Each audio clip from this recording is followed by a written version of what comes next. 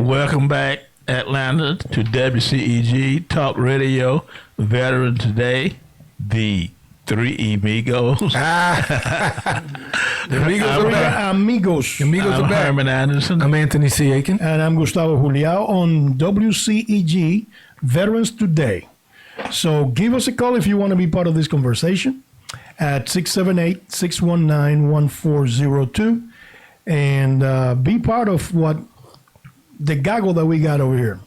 Also, you can follow us live on Facebook or follow us on Twitter. And we are back and we're ready to go. So, Anthony, will you tell us again on Monday where you're going to be the keynote speaker? Yes, I was just humbled to be asked by Colonel Dolores Hampton from the Quality of Life Services Center at 4001 Danford Road in Atlanta, Georgia. And she asked me if I would come and spend about 30, 40 minutes speaking with veterans from World War II and Vietnam and Grenada and Desert Storm and the others that are either guests or they utilize the Quality Life Center. So I'm geeked. I'm excited to be able to go and be among veterans. I tell you what, anytime I get around a group of veterans, I feel like, geeked out because I know these men and women who have paid the price, who have, been out there like I have.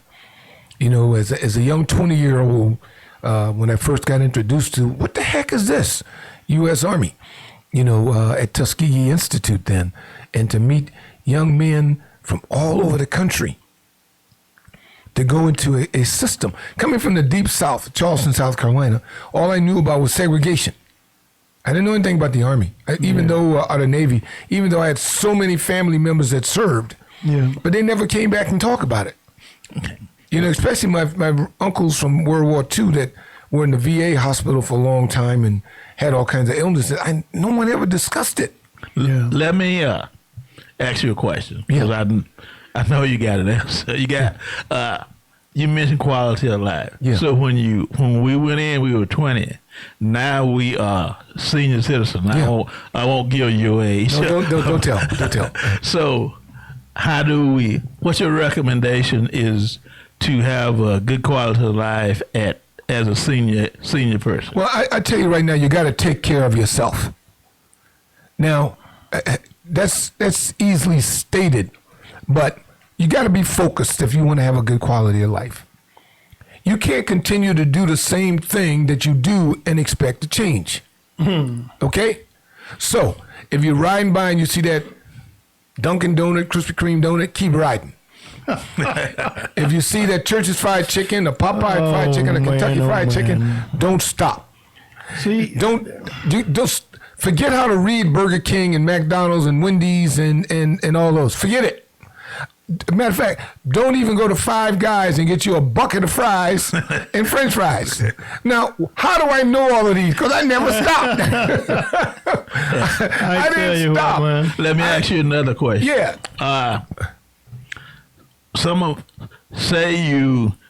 As they say, you can't do what you used to do physically. Yes. So now we are not 20, we are senior citizens. What do? You can't get around as well as you used to. Well, how do you have a good attitude and emotion knowing that you can't do what you used to do? Well, I had to ask myself this question. Control the pain. Well, control the pain is true. But I had to ask myself a few questions. I watched my father-in-law, who was a Vietnam veteran, demise. When he became ill, unfortunately his illness became dementia and then Alzheimer's, which is a different deal, and he was in a nursing home. They treated everyone in there as though they were just a piece of meat. Yeah. Right? They weren't treated well. But I had to make up my mind to get myself in better physical condition. And what did I do? I changed my eating habits. I start stretching. Instead of just sitting on the chair and being a couch potato, when I'm watching television with the wife, I said, babe, come on, let's get down on the floor with me. She said, stop being fresh. Well, I'm not being fresh. Let's get down on the floor and let's stretch. You need to explain yourself. Yes, that's what I said. Let's get down on the floor. So I said, no, let's just stretch And then we started picking up some small weights and helping each other until it became infectious. To the point she said, all right, it's time to get up. It's time to stretch. It's time to do a little walking or whatever. So you can't do the same thing and expect a change. So that quality of life, changing your eating, don't do it. Stop eating it. Now, I'm from the deep south. Ham hocks, all those kind of meats, pile it on, crabs. That's me. But I had to change. Now, I still do eat some of those things, but I eat them in moderation. I had to be able to say, well, instead of having a pint of ice cream,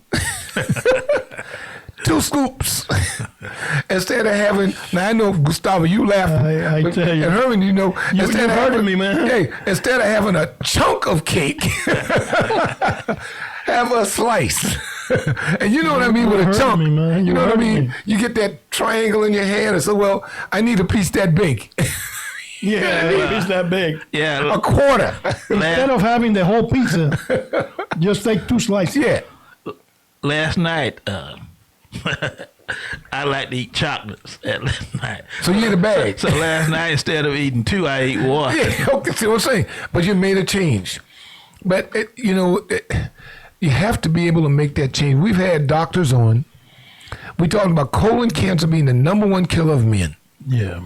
Right? What we put in our gut. We have to be able to drink a lot of water. Man, I didn't like water that much. Even when I was in the military, it was, drinking that hot water. Yeah. I mean, come on. But if you didn't want to get cramps, Charlie horse, that was nasty. passing out, you just guzzle it. Close your nose and just drink it. Just drink it. You know what I mean? But you had to put it in you. So now I try to drink a lot of water, put lemon in it, put something in it to disguise the taste. And then when I wake up in the morning, I drink an 8-glass ounce of warm water just to get my system going. So you frown, but I tell you what, it alerts your system saying, whoa, he's awake. That knucklehead is back. Yeah, knucklehead is back. I mean? So I drink that 8 ounces of water, and then have my cup of coffee, and then I start my stretching. I drink a lot of water at night. I drink a lot of water between 5 in the afternoon, for example, and 2 o'clock that I go to sleep. Yeah. I drink a lot of water then. Yeah. Sitting, watching TV or whatever. Yeah. I can't move as much anymore because my knees are shot and my shoulder is tore up. Yeah. But, well, in your case, I can see it, but like Herman and I, we get to lift some weights so we can pick our women up again and walk around with it. Hey, baby, let me walk you around. He's like, what, you're 60? Oh, you're my Come guy. on, baby. I got you. You know what I mean? Well, actually, Brian's afraid I might drop her. So you say, put me down. Put you down. But you know what I mean? You get that look in your eye and say, baby, I'm coming after you. I tell you what. She said, well, get off those meds. While we were talking about that, I looked at the latest copy of My Healthy Vet. Okay, some updates. Good. And it's one of it. The first one say, don't need no snoring, which is about CPAPs and all that. And the second topic is 5 ways to achieve your healthy weight. So that's. You know what? In this 3 weeks that we were not on the air, I had a sleep study done. Well, you did? Because my CPAP wouldn't let me breathe out. It was pushing too much air. And it let me breathe in, but it wouldn't let me exhale. And I couldn't sleep. So I went to the VA sleep study lab, and that bed was awesome, dude. I did. I went through it twice. That bed was awesome. It's a nice room. It's one of those beds that when you move, it shapes itself to your body. Right. And but you have all these wires and all that stuff hooked up to you that it bothers you. But the bed was awesome. The whole, the ambience and the people there, they were great. I tell you, a lot of people have horror stories stories about VA. I personally have not had yet any horror story. story about the things that I have gone through at VA. So, I enjoyed that study. so are they that going to day. readjust your machine again? Yeah, they're going to give me a different machine because the machine itself is too much pressure, too much air coming in and not letting me exhale. Well, I have the same machine, and just Herman just mentioned about getting it readjusted. I have to go back because it dries me out. And even though you have the fluid, the moisture, level, they're going to have to try and help me with that because it dries me out, and I haven't used it as much. And I hate to go back there because they pull that little chip out. Yeah. They said, you've only used this for You only use this for 5 minutes out of the last 6 years. Yeah. Well, see, I have one too, and I'm in the same situation because I'm not comfortable with it. So if I use it, I don't use it the whole night because, and I actually went back and they gave me another one, and I'm still not comfortable with it.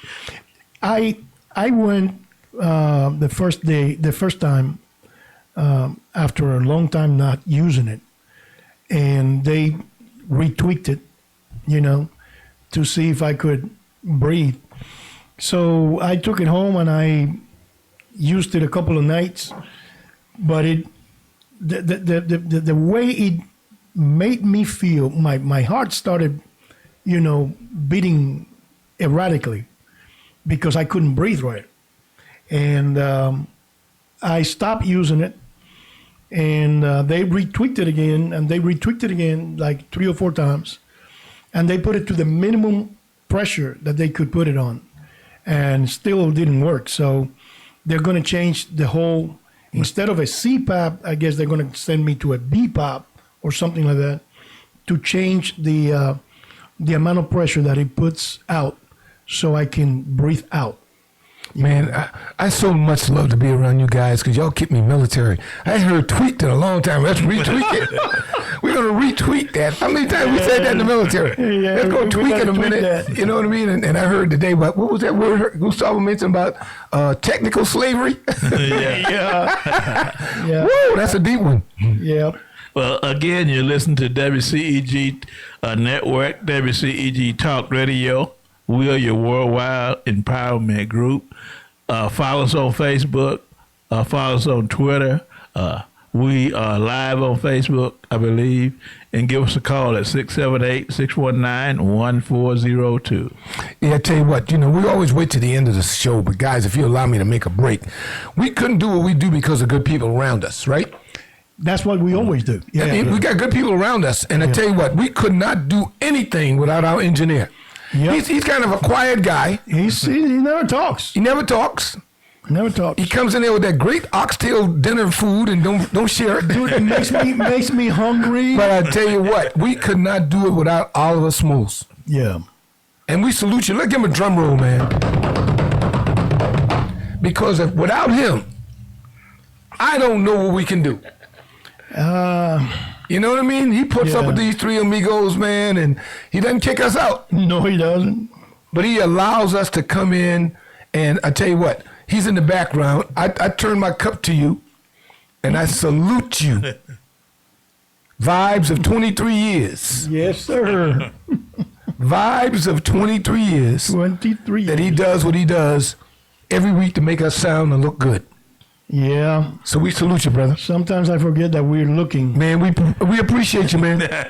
I forget that they can see us now. And don't come in here with that oxtail again without it. Without sharing. You know what I mean? Yeah, making people hungry and stuff. As a matter of fact, this month being National Military Appreciation Month, Herman and Gustavo and all of us just salute you for those that have served with integrity, honor, committed to duty, fought through some tough times, controversy, issues, changes, and the military is nothing but change. Yep. You know what I mean? Every single day. And survived. Yep. So we don't feel bad at all telling you or suggesting to you to go and get your benefits. Nope. Do we, Herman? Not at all. Not at all. And like I say, we've earned them. We are not taking it from anybody else.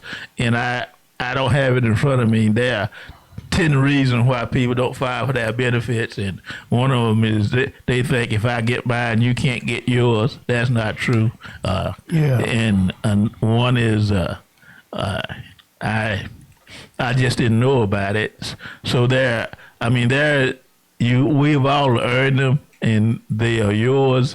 And also, while we are talking about that, it's not only you, it's also the church, the community, your family. One of our guys that's on here quite often is Reverend McGee, and actually he called me on the way to the station today because he's an advocate for getting veteran ministry started.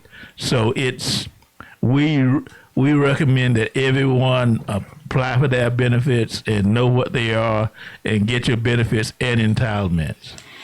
I tell you, when you say, I do solemnly swear that I will defend and protect the Constitution of the United States against all enemies, foreign and domestic, and that you will bear true faith and allegiance to the same, and that that you enter that office free of any type of mental reservation, purpose of evasion, and all that other good stuff that you do every time you re-enlist and every time you become a soldier or a Marine or an airman or a Coast Guard guy or gal. Every time you do that, you're earning the benefits that you get when you retire. Folks, you don't realize, what just happened here. Here's Gustavo, who's been retired for X number of years. And here he has that oath in his book. That's commitment. And not only my book, you guys remember that oath. Every time you hear it, you can recite it. You can recite it because you lived it. You lived it every day. You lived it every single day. You know what blew my mind the other day? I was at home and I was taking a shower and it was in the process of getting dressed. Do you realize, man, I said to myself, for 26 years, all I wore was a BDU and Army uniform. I didn't know anything else. I didn't have anything else. I didn't know anything else. I didn't need anything else for 7 days a week. Maybe Sundays I would wear something else, but, I had jeans, I khakis, those kind of things. I probably had about 3 or 4 suits. But you wore that stuff like on Sundays when you didn't have anything to do. It was part of you. That was you. Well, because you were in uniform 24/7 all the time. Yeah. Well, one other guy, a guy that's a friend of mine, that's a Vietnam veteran, and he reminded me this week that when you went in there, you was 18, you was disorganized, you was undisciplined, and everything. And so now, even after all those years, the way you fold your socks, the way you fold your underwear, the way you organize everything, it all started when you were in the military. Go to my closet, the same thing. I put my clothes out the night before. I decide what I'm going to wear the next day. I put it out. Yeah. Before I go to bed, I say, now, I know I got to get dressed. So while I'm in good faculty before I go to sleep, why don't I pick it out so in the morning, once I shower, I'm dressed. And I learned that through my transitional period in the military of being orderly and structured. Yeah. That's the only way that I could make it. If I didn't have a structure or order at the end of the day, looked over my shoulder and said, what have I done? What have I accomplished? And I try to put that into my kids and my wife, that kind of thing. And they said, well, Dad, you're no longer in the military. No, I'm still in the military. My mind's still there. While we were talking about that, after I had got out and went to work, I had a friend of mine bet me that he could look at my closet and see how it was organized. And the truth was, I had 5 suits. I had them lined up. I had my shirt lined up. I had a tie to go with every one of them. Yep. So I knew every day of the week which one I was going to wear. Yeah, and color coordinated. All my shirts are color coordinated. Slacks, shoes, belts, ties. And my wife comes and look in my closet, and then I go to her closet and say, babe, woo, time out.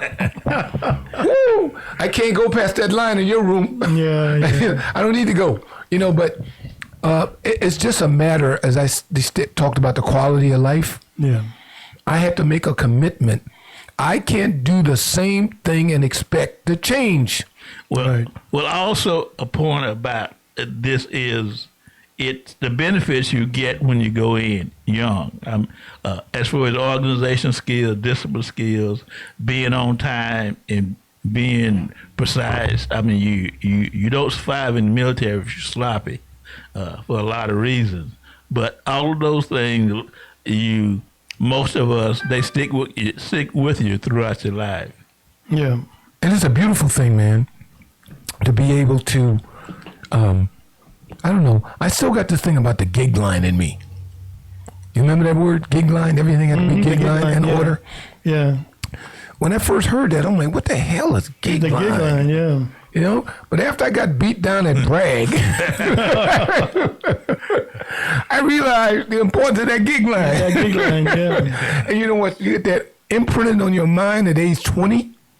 Yeah. That's something that does not go away. You know, it's almost like remembering that first kiss. I can remember that first kiss. You know what I mean? It doesn't go away. But it may go in the back of your mind, but there's an instant recall.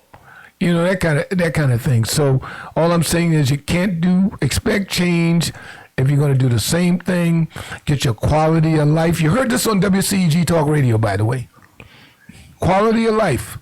Understand, and Herman, I think the quality of life really needs to lead into something that you do an excellent job on, is talking about your medical, what? Your medical plan. Your medical plan. Because Herman explains that extremely well. That medical plan is key and essential. This is Military Talk Day. Key and essential. Well, with the medical plan, we'll start at where we are today. And when we had Dr. Cooper on our program, he explained to us what a medical plan is. And since then, it's also been in My Healthy Vet. But a medical plan is, for example, when you go in for your annual checkup, you have about 30 minutes. So you don't want to waste your time and the doctor's time. You need to have your questions that you want to ask. You need not to be afraid. You need to have it written down. You need not to be afraid to ask them. You need to know your family history. So when the doctor asks you if you have a family history of having certain diseases, you can say yes, no, because that affects your treatment plan. And so the medical plan is to know what medication you are taking, ask the doctor why you're taking them, and also ask the doctor what are the side effects. Man, that medical plan is so important.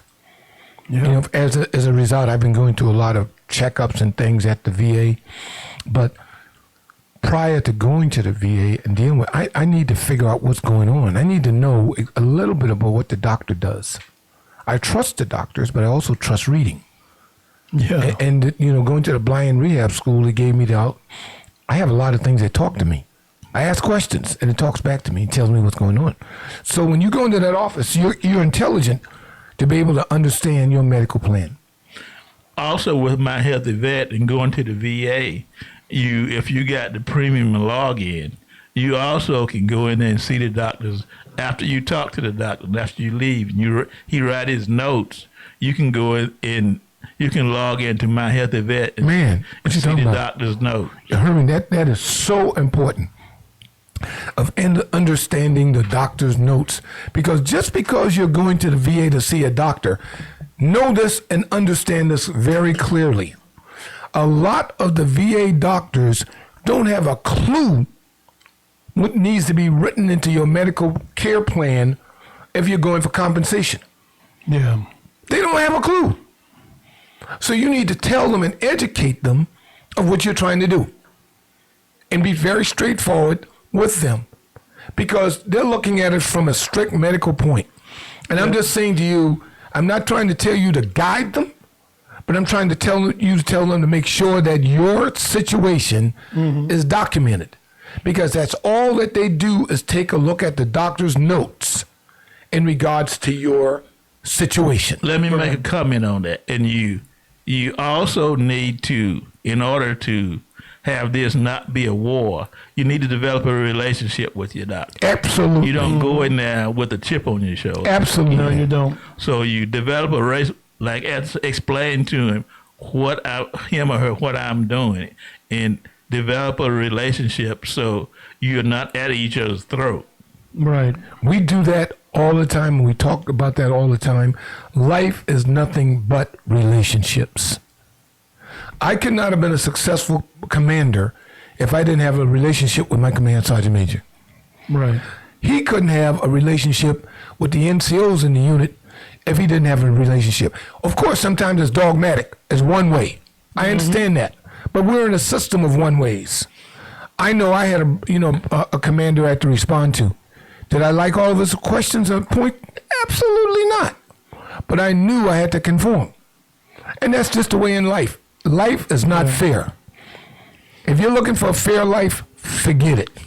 If you're looking for everybody to be up and up, forget it.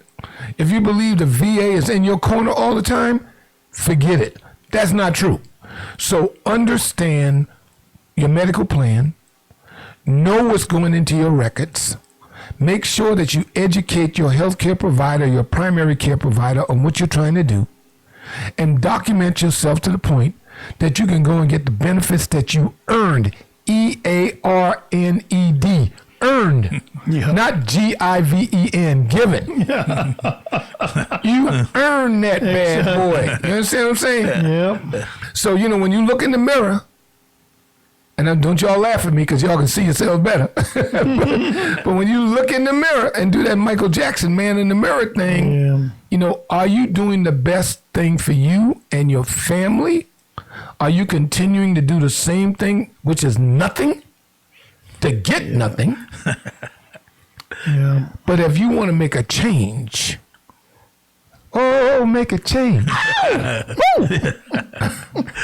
Look in that mirror and make a change. Make a change. Herman, I'm on those VA meds today. Yeah, he definitely went to the push button. I was actually looking at our engineer and see if he would go cut your mic off.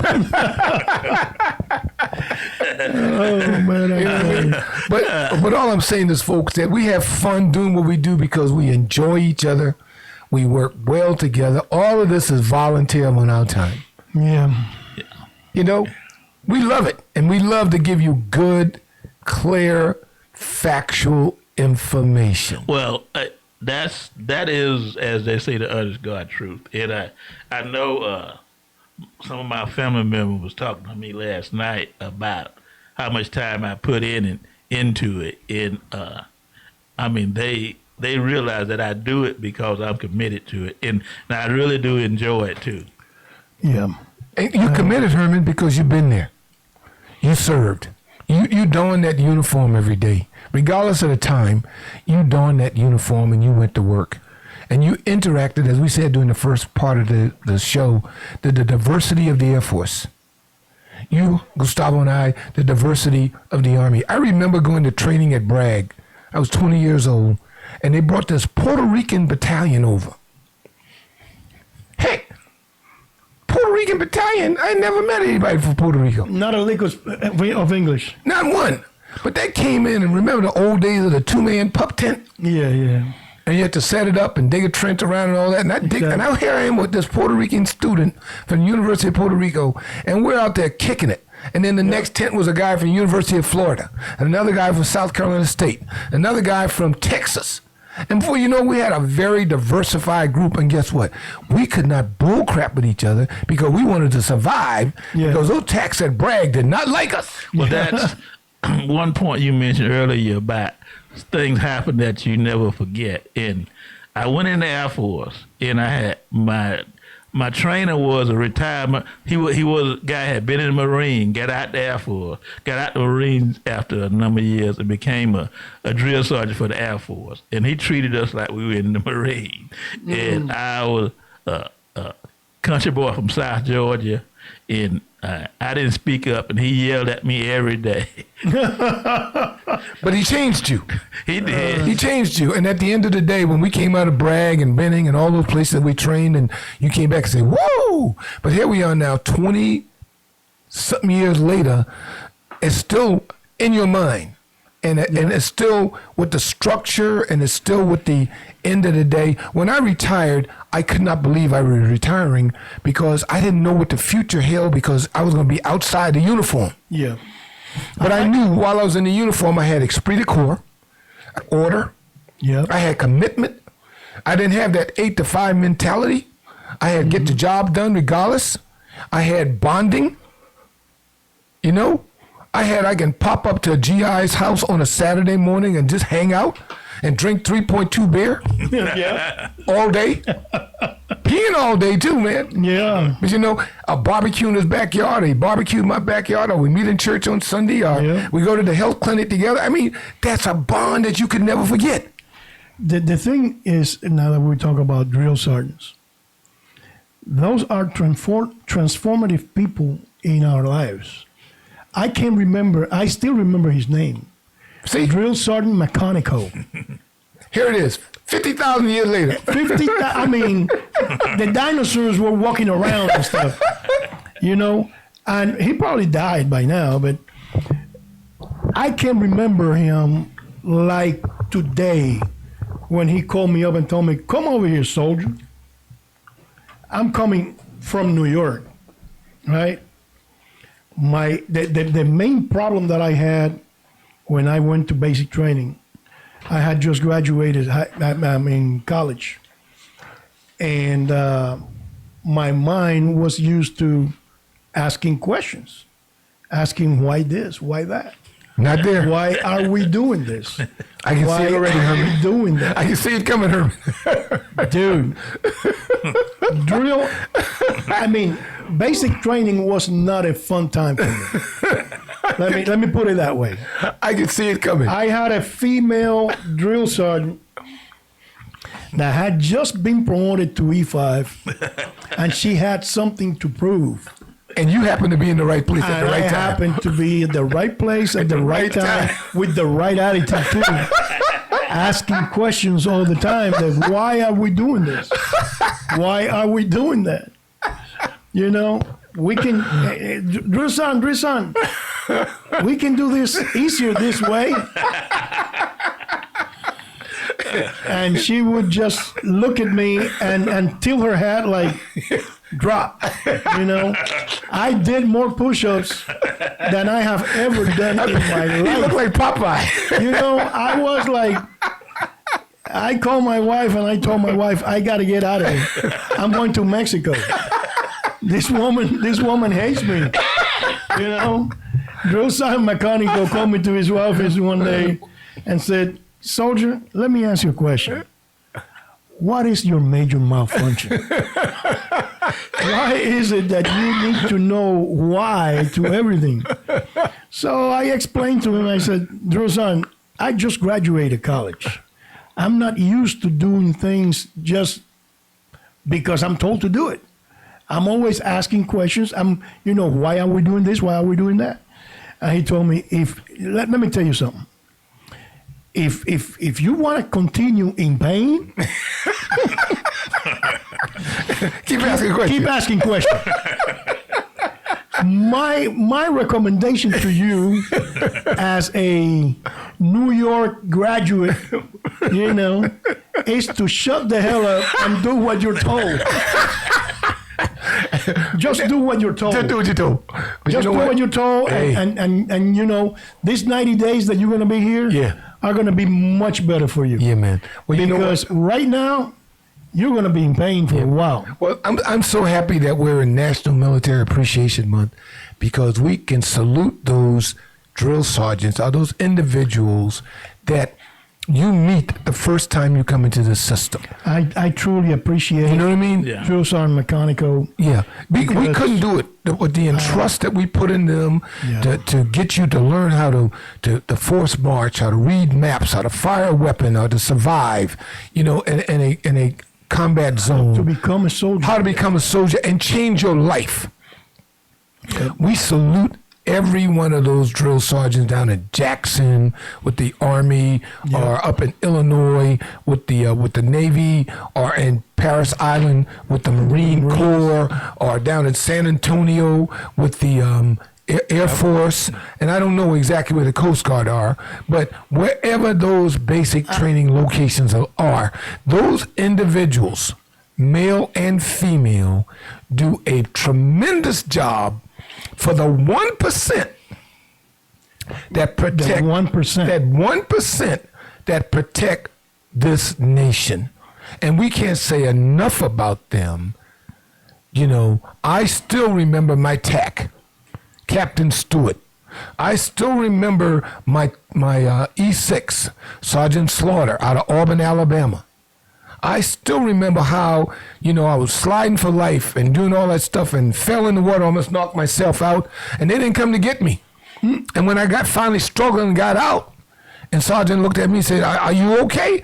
I said, yeah. He said, now give me 50. Yeah. You know, when you said, You know what I mean? the Air Force, I thought you were going to say the Holiday Inn. Right. But that's all right. Well, when I was in base, I wish it was.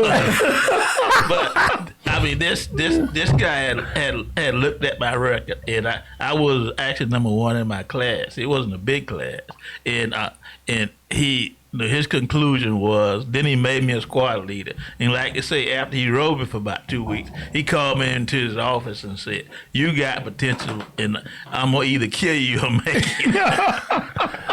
Again, Yeah. imprinting in your mind that help you to navigate this thing called life. I tell you, man. You understand? I remember every single individual that made a change in my life as a soldier during my period in the military. You know, Drill Sergeant McConico, Sergeant First Class Woolman, Sergeant Major Woodard, Sergeant Major Villafane, Sergeant Major McCannell, Sergeant Major Alexander, Sergeant Major. I remember all of them. Imprinted on your mind. Because they all taught me something different, something that I needed at the time that they were there. Correct. You know. And that's the beauty of being in the military. Even when I served abroad and all those different assignments and working with these different nations, and I'll never forget the time that I was with the British. I don't even know where we were, but we were dealing with these British, and the guy that commanded the most respect, more than the officers, was the command sergeant major. Yep. When he walked through with that swagger stick, and you can hear him with those, brads clicking, you could see the people squirming. Yeah. Because he said, there's one word I want everybody in this battalion to realize. Cohort. Yep. And if we're not together as a unit, I will drill you until you fall out. Yep. So that unit, man, I tell you, I watched them and I trained with them, and even when in Bosnia, and I saw how these Brits work. And I tell you, we were in some real ugly places, but I always felt comfortable with my British counterpart on my right or my left, because I've seen them train. I knew what that training was like. And even with the German, I was told, don't go over there with an ugly American attitude. I didn't know what that meant. Yeah. But when I got over there, I realized if I opened myself up to learn from these different nations. The Germans have been in Africa for years. They even did a movie about that, The Desert Rat or something like that, as I recall. The Italians, them boys are bad on the ocean. Yep. And the water. Cesare Fontane was a bad boy. Not only did he jump out of planes, but he was a scuba diver, he was a doctor, he was an infantry guy. This was the biggest Italian guy I've ever seen in my life. Yeah. Now he's an admiral. Damien Art with the French. And how did the French approach things in the field? And you talking about the French army? That's a very diverse army. Okay? So if you look at it from that standpoint, if it's anything we get, our listeners are on there, get out there today, is that we salute you and for what you've done. And this is National Military Appreciation Month. We salute the female veterans for all of the sexual harassment and other harassment you've gone through, male and females. We salute you at this National Military Appreciation Month. And speaking of National Appreciation Month. We have Memorial Day coming up, and we also have some on Memorial Day, the week of Memorial Day. The National Cemetery lays a wreath at and have a ceremony at the National Cemetery, and we have that, and also one of the, I believe it's Gold Star Mothers also are celebrated in May. So all of that is coming up in May. We want to salute the wives and widows of deceased veterans. We want to salute the caretakers out there that are taking care of veterans. I mean, you caretakers are just unbelievable. I know my wife is my caretaker. I couldn't do it without her. And so we salute not only my Queen Brenda, but all of the other caretakers out there that take care of the knuckleheads like me that have served, and now we're dealing with the effects of serving. But one thing will never ever cease in us, and that's the desire to continue on and to be happy that we've served, and now pay us. Well, take care of us. That's true. And just a few items from the Vietnam Veteran of America to 2019 legislation agenda that our friend Reverend McGee gave me. I'm just going to run through a few items that the Vietnam Veteran of America won't change this year. They want better service for National Center for PTSD. Good. Separate funding for the Line Center for Vet Centers. Extending the caregivers' benefits. Resource for blind and low vision veterans. Very good. Medical and prosthetic research. More outreach to the community. And disability benefit claim system, won't that improve? That's just some of the items that has been presented to the 2019 Congress. You know, one thing, veterans out there, if you could approach your pastors at your church and ask that pastor and his trustee board or whoever they are to formulate you a veterans ministry.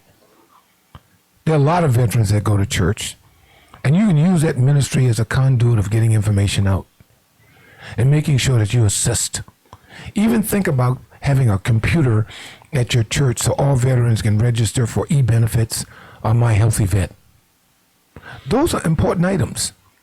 And making sure that you have information there that they can call the Georgia Department of Veteran Affairs or wherever you are in the country and get a copy of that DD Form 214.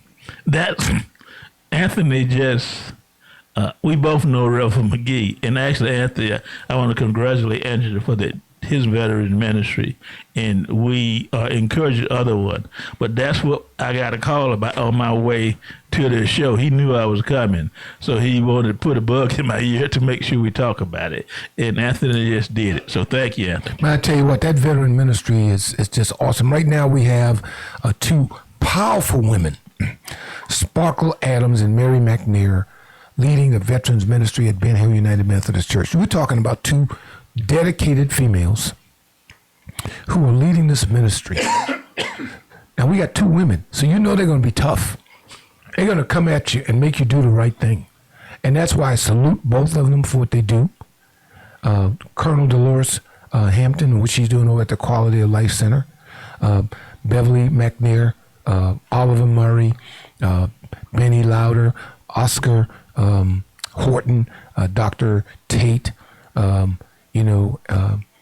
Angela Robinson. All of these names just go on and on of what they're doing. Even Reverend Byron Thomas, who is an Air Force person, former Air Force airman, that they've served with integrity. So all I'm saying to you is, you serve this country. You represent the 1%. Do you understand how significant that is? The 1% of this entire nation, you represent that to keep our borders free, because freedom is not free. And anytime you go to D.C. and you take a look at that Vietnam Memorial, of the 59,000 names on there that have passed on, or you go over to the Arlington National Cemetery, and you see the Marines hoisting that flag at Iwo Jima? You understand what I'm saying? They served so you could be free. And that's significant. That is significant. And as always, the time is past and we got to wrap it up. Let me let you know we are 501 C3 nonprofit community radio station. Please consider making a tax-deductible donation to support our broadcast, to support the station. You can do that by calling 404-490-8646. And again, the number is 404-490-8646. And we can't close without giving kudos to our head boss. And that is who? It's Penny Rogers. Drum roll. Yep. Madam Kahuna, the queen bee. She is it. This started from a mustard seed. And look where it is today. 3 amigos together along with Oliver. Yeah. You know what I mean? And enjoying it. So we salute the queen. We do. Yeah. And I tell you what, every Friday when we're on the air, I look forward to coming to the station, the WCEG Talk Radio. Please, veterans, please, spouses, please, aunts and uncles and nieces and nephews and homeboys and homies, spread the word about Veterans Today Talk Radio. And go and see us on Facebook Live and even YouTube. If you missed it, you can go back on YouTube, have a nice, cool beer, chill, and learn about your benefits. Yeah, and as we said earlier, this Sunday is Mother's Day, so you need to make sure you take care of Mama. Or you're going to have a couple of knots on that head. Yeah. You really be a knucklehead. Hey, folks, enjoyed it. Tremendous, tremendous show, guys. And with that, I believe time has ran out, so we going to say have a happy Mother's Day. Be safe. Very happy Mother's Day. High five, Veros. Be safe, and we'll see you again next week. Next week. Next week. Take care. Bye-bye. Take care.